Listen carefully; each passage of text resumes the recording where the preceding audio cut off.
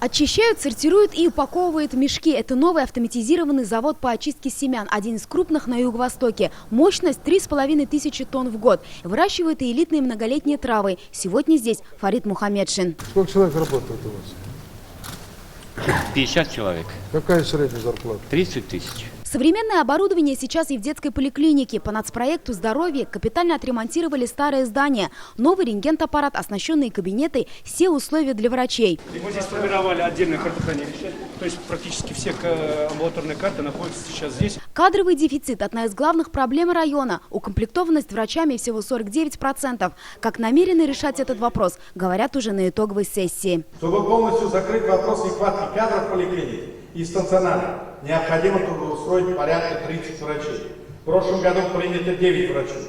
В текущем году, нам с вами необходимо 10 квартир, которые мы будем выделять с помощью поддержки ПАО «Татнефть», тоже надо найти нам необходимых специалистов. Есть вопросы и к КПК района. Сократилось поголовье скота, снизилась урожайность. Минус 3000 голов. На 18% уменьшился надой молока. Урожайность ниже, чем в среднем по республике, 29,6, по республике 35,9, в Лениногорском районе в сельскохозяйственном секторе. В этом году заложен хороший потенциал. Снегу много, влага есть. Выросла и безработица. Район в первой пятерке и по убыли населения. Минус 554 человека. Это второе место в республике по темпам сокращения населения.